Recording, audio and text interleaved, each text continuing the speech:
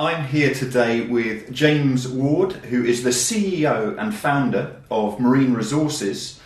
And James, really great to be speaking to you today. Yeah, good to see you, Mark. It's been a while. Firstly, James, can you tell me how you started Marine Resources in the first place? Yeah, I mean, the business now has been going on for over 18 years. And I originally set the business up off the back of moving to the Southampton area. I was a boat builder at the time. I didn't know where to look for jobs for boat builders or who to speak to coming to the area. And had a few friends who'd got into recruitment at the time, and they seemed to be doing pretty well.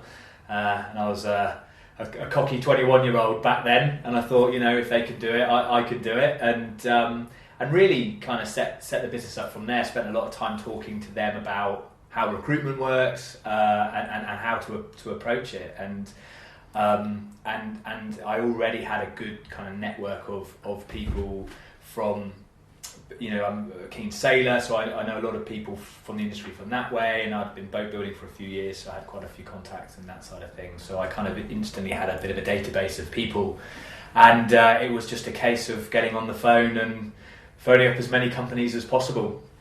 And we made our first placements, and it really went from there. So still here today. And the business has gone from strength to strength. And just a few years ago, you went through a major rebrand and gave it a really up-to-date look for the business. And how was that, and the change for the business? Yeah, I mean, that was a really important thing for us to do at the time. Like I said, back then we'd been around for 15 odd years, and we'd still had the same look and feel, but we were much bigger. We were recruiting much more broadly, more internationally, and I think we realised that it was time for us to probably communicate a bit better about the value that we can add to the industry, what it is we really do, and actually just sort of become grown-up Marine Resources in a way. So we really invested heavily in a rebrand, and that was a great project to go through, and thrilled with where we've got to now. And I think instantly we saw the returns on that in terms of the types of businesses that were reaching out to us, the way that our clients were and candidates as well were kind of relating to us and could see more in terms of what we do. So that's been a really important step for us. You mentioned there you're a keen sailor yourself. And a lot of people in the marine industry are very passionate about their boating.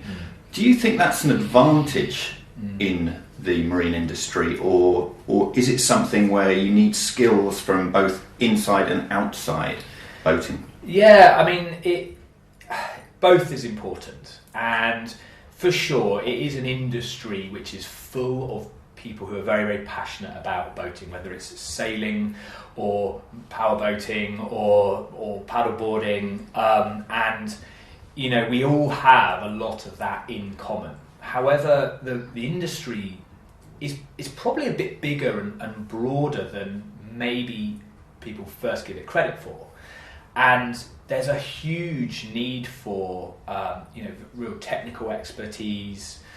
For example, really, time served, skilled tradespeople, and they don't necessarily all come from the marine industry. And there's a lot of industries where people can cross over to. So I definitely think, the foundation of our industry, the leisure marine industry, is really driven by those passionate people.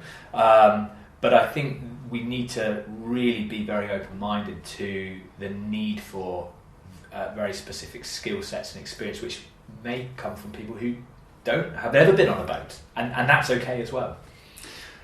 In the 18 years that you've been running Marine Resources, we've been through some ups and downs with Yes. the financial crash and then, of course, the pandemic. And this has resulted in some big changes in how recruitment has been done and must have had a huge impact on your business. How have you weathered that? Yeah, there's definitely been challenges, but I think you get that in running any business in any industry. I think one of the things we've been very good at is being adaptable and being able to evolve quite quickly and not really standing still.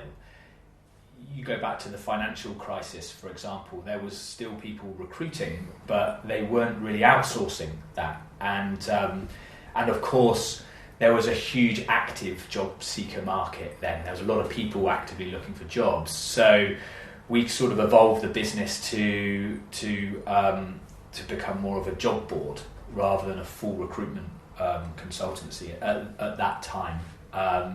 Giving the industry the tools, like our website, which had a lot of traffic, for example, and our newsletter. Social media wasn't really as big as as it is now then. So we sort of evolved a bit and created a new service. You fast forward now to the pandemic, we've really had to do the same thing again. And we've spent a lot of time over the last 2 years really not too focused on what's happening right in that very moment, but more where we think the industry and the market is going to go.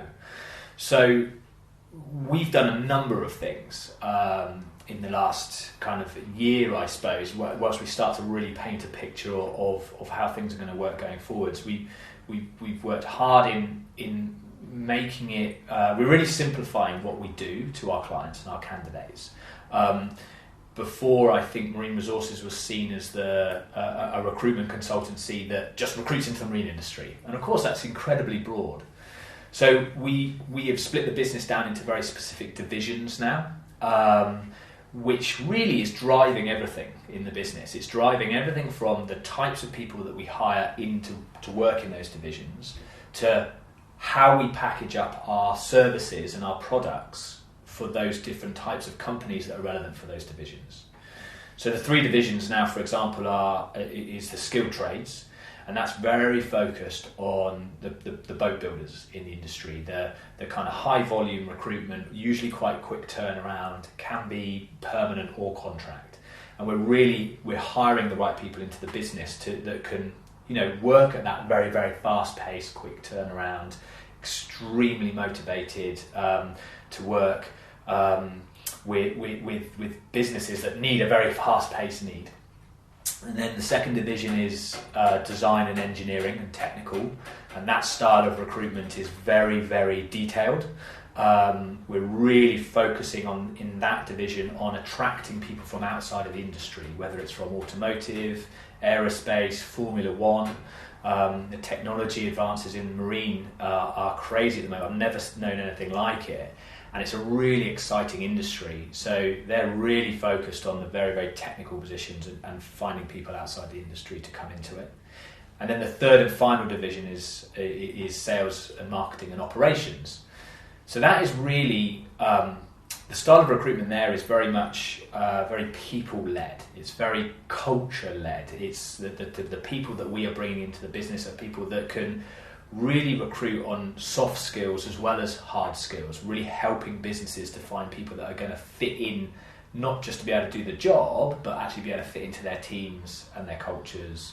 And usually out of the 3 divisions, that's the division that focuses heavily on the people that tend to come from that marine industry background, those passionate boaters, and they tend to be the companies who recruit those roles tend to like those sort of backgrounds. So it's been important for us to stand out from our competitors and just really work hard on making it very clear what we do. Also, recruitment now has become more than just putting bums on seats, just filling a job, in line with the job description. People are looking for more than just a job description and a list of stuff they do in their job. They want to know more about the investment in training and development, in what the company culture is like, what the career paths are like. They want that information right at the beginning of the recruitment process now. People want to feel safe when they're changing jobs or careers, so they really want the bigger picture. So businesses now have to work a lot harder than they've ever had to before to attract people to their business. If companies don't have all those things mapped out, it's very hard to get really good talent into their businesses right now. So we're now doing more to work with our clients to help them identify that stuff, promote it, We're working with clients now more on kind of joint marketing campaigns, working with them on things like behavioural profiling of candidates, helping them to really identify the right behaviours within their companies themselves already to match that. And then you almost, at the end of all that, then start to look at the skill sets and the task list. So we're really kind of working closer with our clients on a more of a consultancy level as opposed to just a job filler. What we'll see over the next 6 to 12 months is a lot of people who have either been in their jobs for a long time or have recently come into a new job in the last 2 years, let's say, through COVID, who will want to move again. And that is big problem. Most of the time is down to the companies have not done enough to paint out that picture, to tell them the opportunity, keep them retained in the business. So it's a really interesting time. Do you think this holistic approach that you're taking to clients is going to result, and are you already seeing it, where people are going into a job and it's becoming more of a long-term position where they're looking at this as a career within that company? Yes, absolutely. Yeah. I think one thing that's COVID has had such an effect on people in different ways in terms of how they view their lives and their jobs and their careers. I said earlier about people wanting to feel safe. People feel safe with understanding and can see where they will be in 6 months, 12 months, 24 months. And I think once people are in a business where they feel happy, they feel invested in, they feel, that it's sort of ticking all the boxes for them at a broader level, they want to stay, for sure. And we've seen a huge boom in boating, which I don't think anyone could have predicted going into the pandemic. Are you finding that people are buying into the boating lifestyle at the same time as a career in the industry? Yeah, definitely. I think we're starting to see more people consider the leisure marine industry as an industry that they may not have considered before. That's really interesting. And I think there's a huge opportunity right now for our industry to be getting the Hoover out and bringing in a huge amount of talent from other sectors. I think people are now understanding boating and the marine industry more, that it is broader than just a marina job or a yacht broker job, if you start to look at the industry, say in the 3 divisions that we now have, people are understanding the opportunities from a career point of view.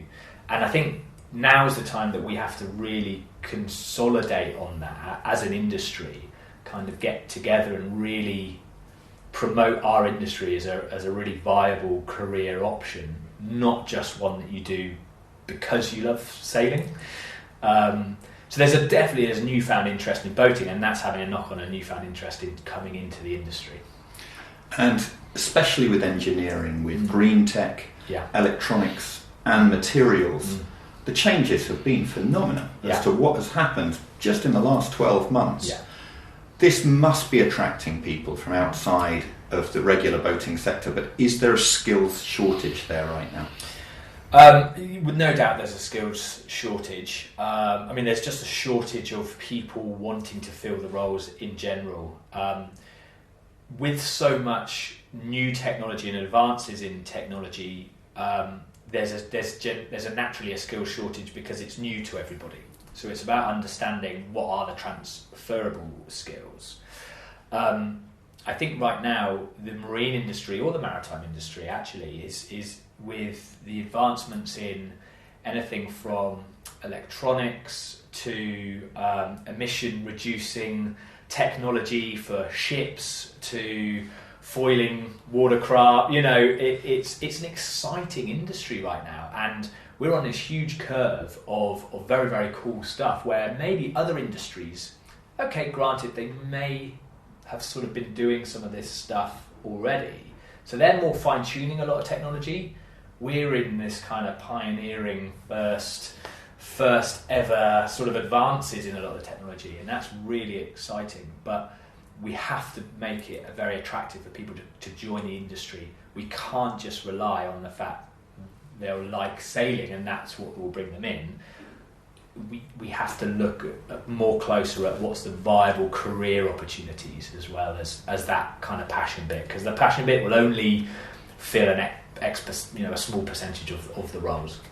So there are the opportunities within the industry for people to come in and be the great innovators of the time in boating. Absolutely, 100%. I mean, you look at some of the advancements, say in the America's Cup, for example, that's now filtering down into all aspects of the marine and maritime industry. And you're right, that is. There's so many roles and companies right now that are being the firsts, and to be able to come and get involved with that is hugely exciting. And there's not a lot of industries right now that could probably offer that, whether that's somebody coming out of university or somebody wanting a career change. That should be promoted heavily across the industry, because that, I think, is the bit that excites people. And marine resources, with your relationships that you've built up over the years with the clients and your knowledge of the different sectors, must put you in the ideal position to get those new people into the right jobs, the jobs that are actually going to make them stay within boating. Yeah, definitely. I mean, we have a really great team here, and we have a really good mix of people who have come from the marine industry and transferred into recruitment, but also recruiters who have come from the recruitment industry. Some of them have joined the company, they've never been on a boat in their lives, but they also bring a lot of experience in terms of how you sort of attract people from other industries, and actually those really good recruitment consultative practices. And I think that's the difference with where we're trying to go now is, it's not just about getting a job description, firing off some CVs and hoping for the best. It's about really, really getting under the bonnet of what a company needs. But I think our experience across the sectors is massive, and I think we can go to our clients now with a mix of that kind of real passionate interest with the industry, but the years of experience and consultative suggestions on how they might want to be different in their recruitment practices to stand out from their competitors. So yes, I think I think we have a huge amount to offer. Well, James, it's an exciting time in the marine industry and an exciting time for marine resources. And many thanks indeed for your time today. Great to chat. Yeah, thanks, Mark.